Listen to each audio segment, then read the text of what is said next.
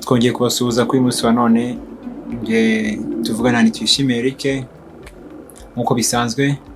Umutumirwa wacu mukuru ni Apollo, akaba ari we utuganiriza, ariko n'ubutaha hari imwe mu bakunzi bacu baba hanze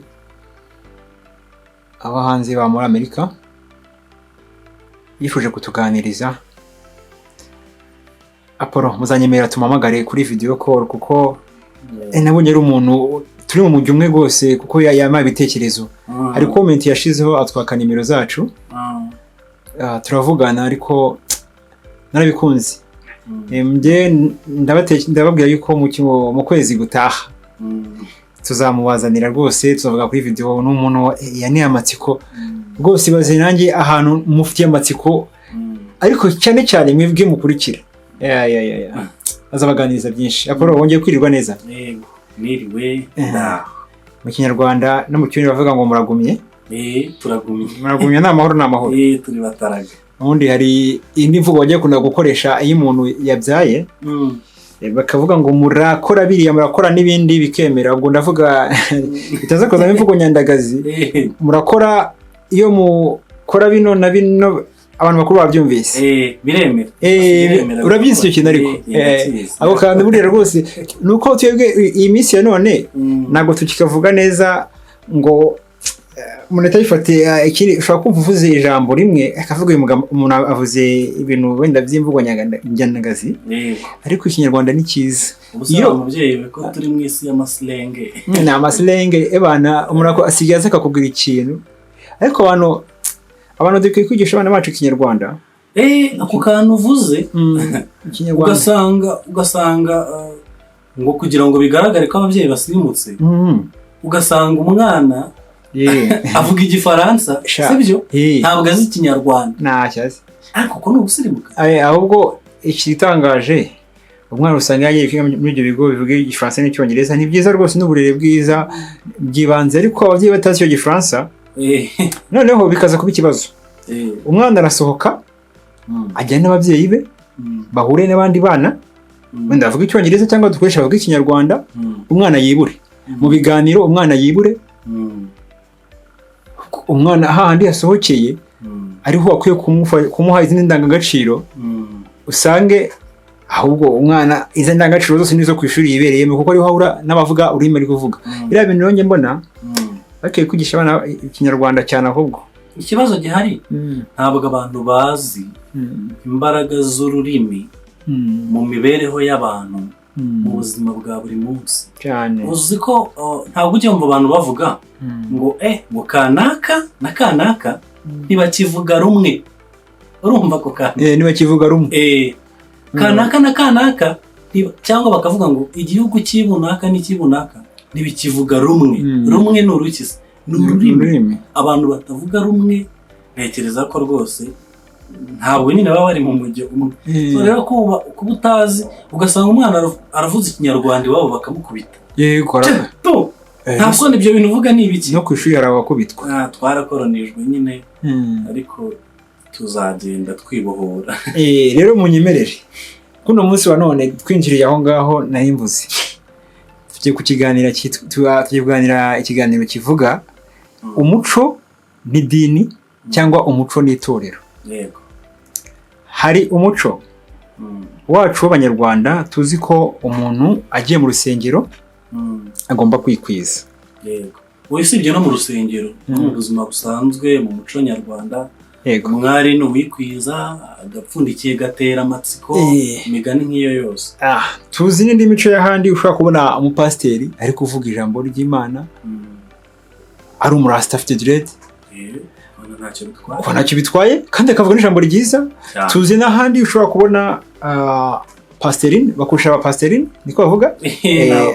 Eko n'abapasiterine, mama wa pasiteri, ugasanga rwose yiyambariye akajipo kagufi, ari kuvuga ijambo ry'Imana neza. Ntacyo bibatwaye.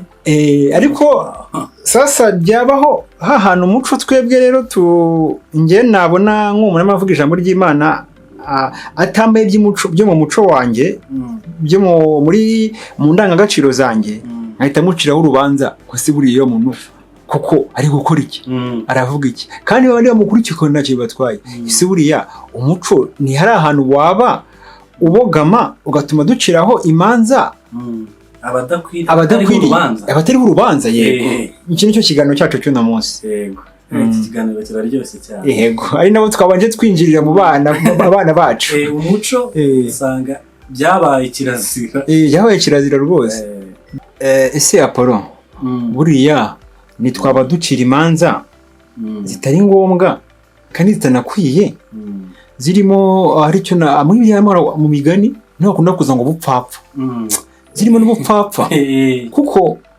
Apollo buri gihugu n'umuco wako ntabwo kuba pasiteri yabwiriza ntashaka yiyambariye ibyo mu muco kuko urugero rworoshye Apollo kera imyambaro itaraza mu Rwanda abantu bambaraga ubusa yego bakifuka bakambara udushabure hasi buriya nk'umuntu w'umukobwa ahagaze ameze kuriya arimo abwira bagenzi be cyangwa kubwira nk'abantu benshi icyo gihe nawe wamucira urubanza kuko niko umuco wari umeze ariko twebwe ubu ngubu dusigaye dukabya gucira imanza abantu si byaba biterwa n'iki muri ino minsi ya none njyewe ku ruhande rwanjye iyi ni ingingo ikomeye tuza kuba tuganiraho kugira ngo n'abadukurikiye nyine tutabasiga mu ngabangabo ntangiye kuvuga ngo muri dayirema nanjye nari mbyahuranyije ariko mu by'ukuri ucira umuntu urubanza bitewe n'uko warezwe n'aho wakuriye n'aho warerewe ariko ntabwo mbere na mbere ariko icyo mbona njyewe mbona birimo umwuka wa Satani uti kuki nk'idini ugasanga guhera ku cyumweru cya mbere cy'ukwezi kwa mbere kugera ku cyumweru cya nyuma cy'ukwezi kwa 12 bari kwigisha abantu ngo ugomba kwambara ibigera ku birenge sibyo ugomba gushyiramo ibitambaro ntabwo ndi gushaka kugira aho nibasira nk'abayisilamu ugasanga ugomba gushyiramo jilbab ugomba bakibanda kuri ibi bigaragara inyuma ariko ntibibande ku cyo agomba kumenya ahubwo ari nacyo gishobora kuba cyagira gute cyamuhindura yego rero na Satani ashobora gushyira imbaraga muri ibyo bintu tukamara umwanya munini mu rusengero tutavuga ibintu by'imbere ahubwo tukawumara tuvuga ibintu by'inyuma ariko nanone aho ruzingiye agahugu katagira umuco karacika yego niba umuntu abona nyina yambara ibigera ku mavi yikwiza yego akabona papa we yambara ipantaro hejuru we akambara ipantaro munsi y'ikibuno yaba ari umukobwa akabona nyina yambara igitenge kimeze neza cyangwa se akajipo kameze neza we noneho akambara mucopa bishobora kubabaza nyina sibyo kikaba atari n'icyaha ku Mana ariko kikaba ari icyaha imbere ya nyina kuko ijambo ry'Imana riravuga ngo wubahe so na nyoko uramire mu gihugu Uwiteka Imana yawe iguha umubyeyi ashobora kugifata nk'icyaha ubwo ntekereza niba wamuganiriza ukamubwira ko nta ribi ko nta birenze simbizi ariko mbona biterwa n'aho umuntu ava akomoka ariko nkanjye mvuze nkanjye ngiye gucira umuntu urubanza nabanza nkamenya nuwahe niba waba ariko bameze it's fine yego munze ko bivuze neza urumva umuntu yagakwiye nubwo naribwe na ngombwa nuko twebwe buriya ikiremwa muntu nyuma yo gucumura kwa Adamu icyaha dusa nk'abari muri kamere y'icyaha ubu ngubu cyose kuvuga umuntu n'umwana uvutse yisanga ku isi yego kandi uriya mwana buriya twe dukunda gukoresha imvugo ngo ni umumarayika ariko mu by'ukuri ntabwo aba ari umumarayika kubera kamere y'icyaha ariko rero narutseho gatoya urabona abantu turushaho gukomantinga ku by'abandi tukirengagiza ibyacu nubwo bavuga ngo nabyera ngo de ariko nako niko Abanyarwanda banavuze narwo nubwo bavuga nabyera ngo de ahari icyo ngiye nshatse kuvuga twakabaye twita ku byacu tukavuga ku byacu cyane ko ari nabyo tuzi nabyo tuzi tukareba ibitureba ibitatureba tukareba ku ruhande ibitatureba biraducumuza njyewe ndabona umupasiteri dukunda gukoresha ya mvugo ngo ni iniga arimo avuga ijambo ry'Imana yiyambariye rwose igipantaro cye kibigi n'umusore ameze neza afite ibishaneti yambaye ibishaneti mu gatuza ahita mvuga gashyira ikintu cyambaye ibisheni nk'iby'imbwa njye please aho ngaho ndacumuye kuko njyewe ngiye gufata ntabwo nzi bye ariko kandi icyo ncyatse kuvuga twebwe abantu twirirwa ducumurira mu bidafite n'umumaro tujye guciraho abandi imanza tugashaka gutokora ijisho ry'undi iryacu ririmo imigogo. Yego ariyo mpamvu mvuga ngo amadini nk'uko wari ubisobanuye bakabaye bita umuntu wo mw'imbere nawe ukigishwa wowe w'imbere kuko wowe w'imbere ni nawe nk'uko twizera Imana ndatekereza abari kudukurikira twese nawe urabona Imana twizera Imana turayizera kandi tuzera ko ushoboye byose nanjye wo mw'imbere ni njyewe ushobora kuzana impinduka muri njye ariko njyewe nindeba abandi nkahita njajinga inyuma si narebye bimwe imbere ntabwo nkwiye kujya kwita ku by'inyuma ariyo mpamvu ndi kuvuga ngo umuco n'idini hari ukuntu imico y'ahantu bagakwiye kubyitondera cyane ko n'ijambo ry'Imana ntunganiye riravuga ngo ni mu Baroma byanditswe na Pawulo ngo urinde wowe ucira urubanza umugaragu w'abandi ko twese tuzahagarara imbere y'intebe y'imanza y'Imana kandi urinde ucira urubanza umugaragu w'abandi ko imbere ya shebuja ariho azahagararira cyangwa akagwira rero twese tuzajya imbere y'intebe y'imanza y'Imana ntabwo twagakwiriye gucirana urubanza